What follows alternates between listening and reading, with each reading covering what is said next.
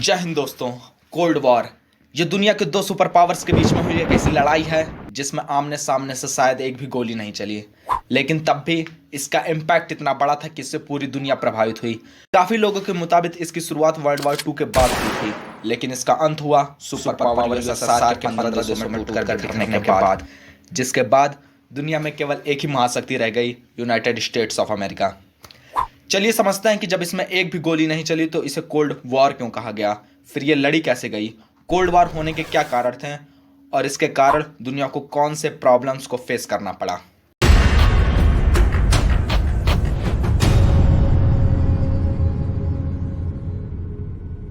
हमेशा की तरह आज फिर मैं वीडियो शुरू करने से पहले आप सभी से एक क्वेश्चन पूछना चाहता हूं। आपको बताना है कि यूएसएसआर का फुल फॉर्म क्या है। जिसका आंसर सही होगा मैं उसके कमेंट को हार्ट दे दूंगा ताकि बाकी लोग भी आंसर जान जाएं। तो चलिए शुरू करते हैं।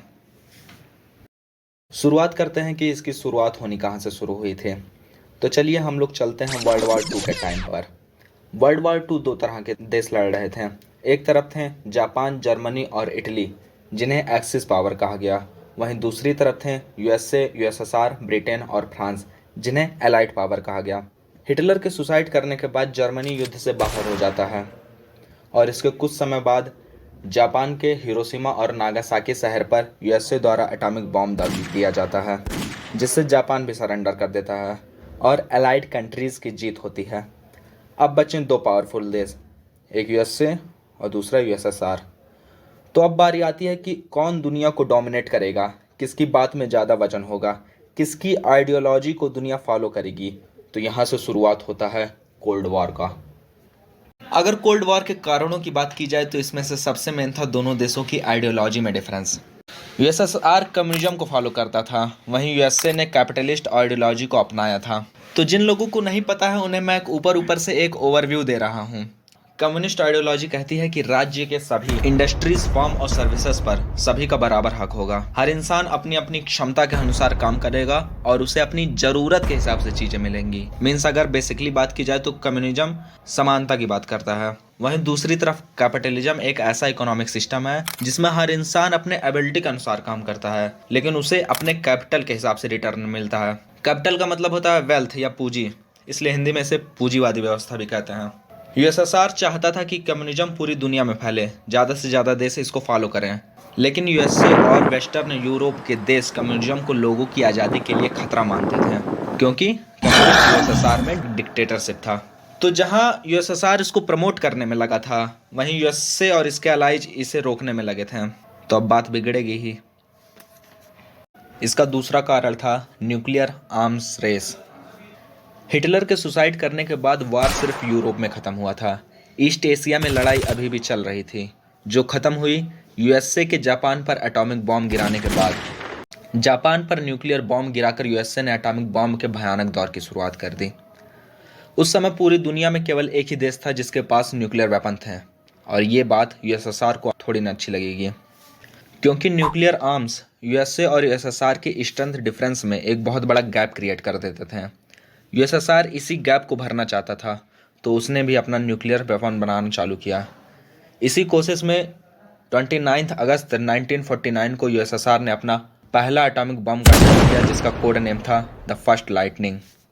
इस समय तक दोनों देशों के पास न्यूक्लियर वेपन आ गए थे, इसलिए दोनों देशों में मिसट्रस्ट और बढ़ने लगा, जिसकी वजह से पहले कुछ दशकों में दोनों ओर से और ज़्यादा न्यूक्लियर वेपन्स बनाए जाने लगे, जिससे टेंशन और ज़्यादा बढ़ने लगा।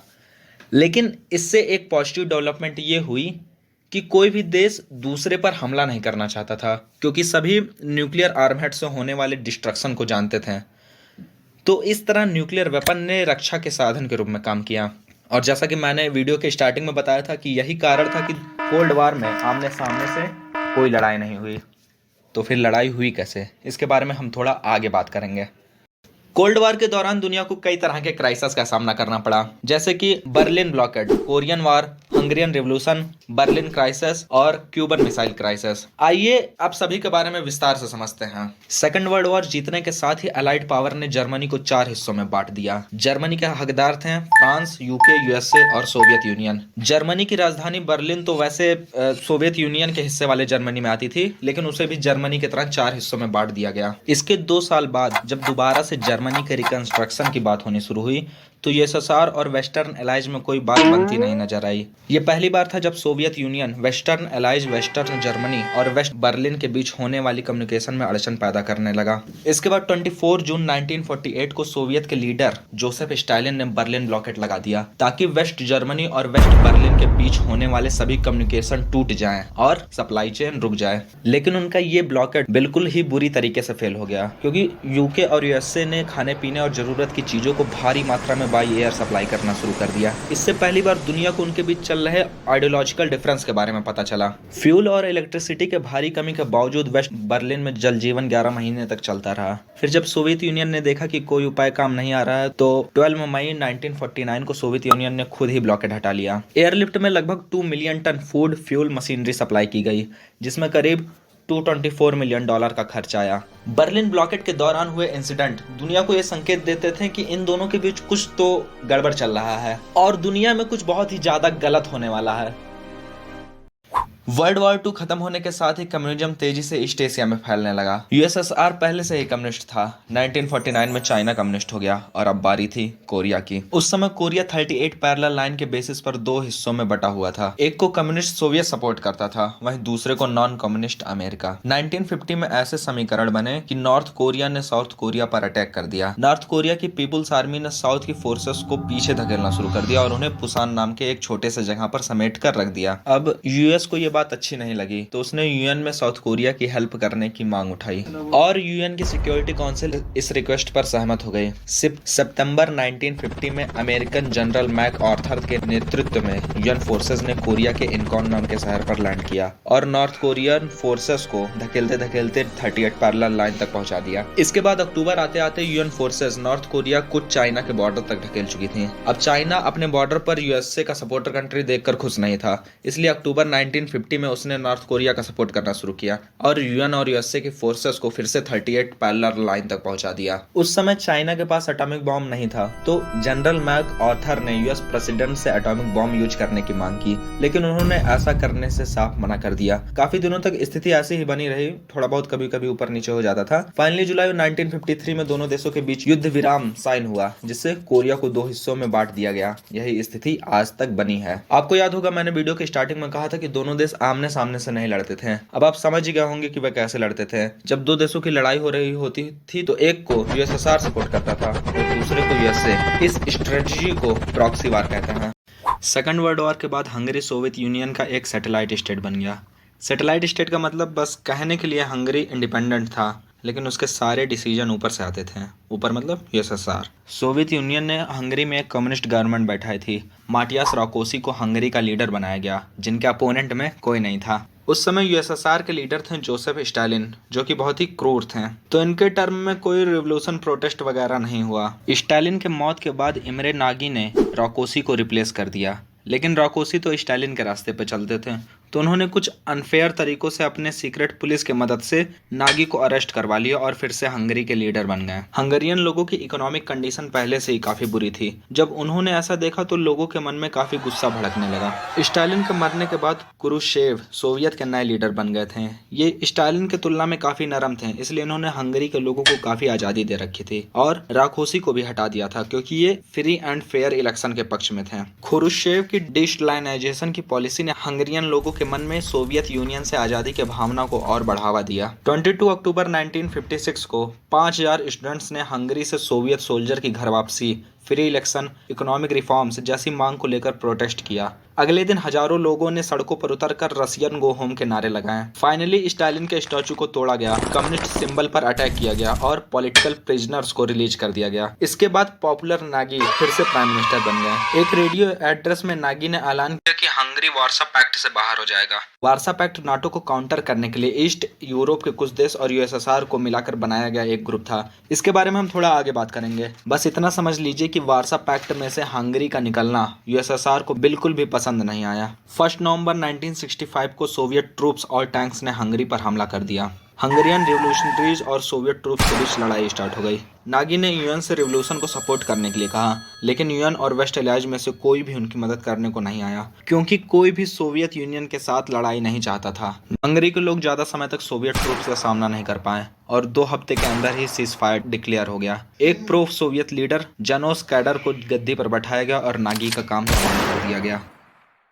अभी कुछ समय पहले मैंने आपको बताया कि वर्ल्ड वार 2 खत्म होने के साथ ही जर्मनी और उसके कैपिटल सिटी बर्लिन को 4 हिस्सों में बांट दिया गया। यूके, यूएसए और फ्रांस के हिस्सों वाली वेस्ट बर्लिन पर डेमोक्रेसी और कैपिटलिज्म को इम्प्लीमेंट कर दिया गया, जबकि यूएसएसआर वाले हिस्से में कम्युनिस्ट आइडियोलॉजी को लागू कर दिया गया। आपको याद होगा स्टार्टिंग में मैंने बताया था कि कैपिटलिज्म में एसेट किसी एक इंसान या कंपनी द्वारा ऑन की जाती है। अब अगर ऐसा होगा तो वो इंसान काफी मुनाफा कमाने के बारे में सोचेगा, सबसे पहले प्रायोरिटी कैपिटल को ही देगा। जबकि कम्युनिस्ट यूएसएसआर में ऐसा नहीं था, वहां गवर्नमेंट सारी एसेट को होल्ड करती थी, तो पैसे बनाने पर जोर नहीं दिया जा रहा था। दूसरी बात, मार्केट में कोई कंपटीशन भी नहीं था, जिससे कोई नया इनोवेशन वगैरह भी नहीं हो रहा था। आप सुनते होंगे कि गूगल, माइक्रोसॉफ्ट, अमेजन सारी कंपनीज यूएसए की हैं। आपको मुश्किल से भी रसिया की कोई बड़ी कंपनी नहीं मिलेगी, और अगर मिलेगी भी तो ऑयल एंड गैस इंडस्ट्रीज मिलेंगे। तो धीरे धीरे क्या होने लगा कि ईस्ट बर्लिन में रहने वाले लोगों को फ्री एजुकेशन और हेल्थ केयर तो मिल जाता था, लेकिन उनका standard of life West Berlin के लोगों की तुलना में काफी नीचे गिरता चला गया। जब ईस्ट बर्लिन के लोग वेस्ट बर्लिन की प्रॉस्पेरिटी को देखते थे तो उनका कम्युनिस्ट सोवियत के ऊपर गुस्सा और बढ़ने लगता। इसी कारण से ईस्ट बर्लिन के पढ़े लिखे लोग वेस्ट बर्लिन की तरफ जाने लगे। इससे ईस्ट बर्लिन से वेस्ट बर्लिन की तरफ बड़ी संख्या में माइग्रेशन देखने को मिला। अब ये माइग्रेशन यूएसएसआर की फेलियर को दिखाता था, इसलिए 1961 में सोवियत गवर्नमेंट ने लोगों के माइग्रेशन को रोकने के लिए बर्लिन शहर के बीचों बीच एक दीवार बना दी, जो ईस्ट जर्मनी को वेस्ट जर्मनी से बांटती थी,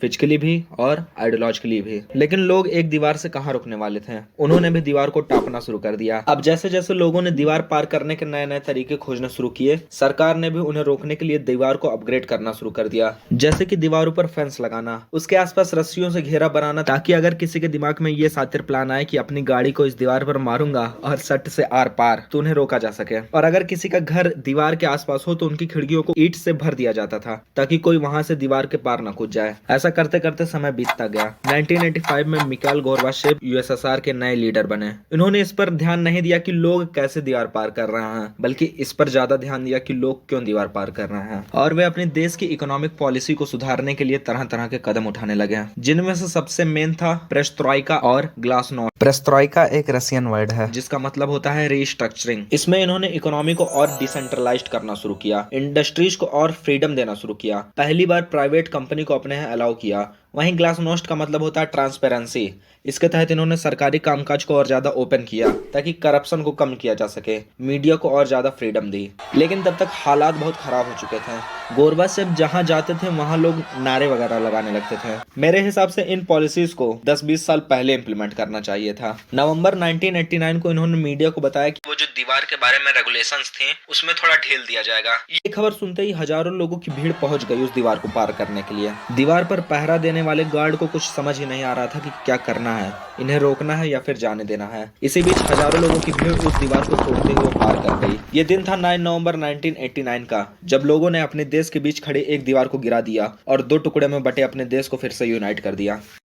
क्यूबन मिसाइल क्राइसिस एक ऐसा इवेंट था जिसमें काफी हद तक दोनों देशों का आमना सामना हुआ था। कुछ मोमेंट्स तो ऐसे आए थे जिसमें पूरी दुनिया सांसें रोककर बैठ गई थी। सभी को लगा अब तो पक्का न्यूक्लियर वार हो जाएगा। हमें पूरी कहानी समझने के लिए 1962 से 10 साल पीछे जाना होगा। 1952 में अमेरिका की मदद से बाटिस्टा क्यूबा के डिक्टेटर बन गए, लेकिन इनकी गवर्नमेंट में जनता पूरी तरीके से त्रस्त हो गई और लोगों को लगने लगा कि क्यूबा यूएसए के हाथ ही कठपुतली भर बनकर रह गई है। इन्हीं कारणों से 1959 में एक कम्युनिस्ट क्यूबन रिवोल्यूशन होता है, जिसके बाद फाइडल कास्त्रो क्यूबा के नए प्रेसिडेंट बनते हैं। अब ये तो ऑब्वियस है कि जब ये प्रो यूएसए गवर्नमेंट को उखाड़ कर सत्ता में आए हैं तो इनकी पॉलिसी एंटी यूएसए ही होंगी। हुआ भी यही। फाइडल ने अमेरिका के इन्फ्लुएंस को क्यूबा में पूरी तरह से खत्म करने की ठान ली, जिसके बाद क्यूबा और यूएसए के बीच रिलेशन लगातार बिगड़ते गए। यूएसए ने भी क्यूबा के साथ सारे रिश्ते तोड़ दिए। यूएस एम्बेसी को क्यूबा में बंद कर दिया गया। फिर यूएस यही नहीं रुका, उसने क्यूबा की फुल स्केल इन्वेजन करने की सोची, लेकिन इस पर सभी राजी नहीं हुए। फिर बात बनी कि ऐसे रेबेलियन लोग जो कम्युनिस्ट क्यूबा क्यूबन गवर्नमेंट से खुश नहीं है उन्हें CIA ट्रेनिंग और हथियार देगी। वो जाएंगे, सरकार गिराएंगे और यूएसए पीछे से उनका एयर सपोर्ट प्रोवाइड करेगा। इस ऑपरेशन को नाम दिया गया बे ऑफ पिग्स इन्वेजन। लेकिन दोस्तों आपको जानकर हैरानी होगी कि यह प्लान पूरी तरीके से फेल हो गया। जब यूएस ने देखा कि उसके रेबेलियन की हार हो रही है तो उसने भी अपने कदम पीछे खींच लिए ताकि दुनिया के नजर में यूएसए के नाम पर धब्बा ना लगे। अब तक फाइडल तक पूरी जानकारी पहुंच गई थी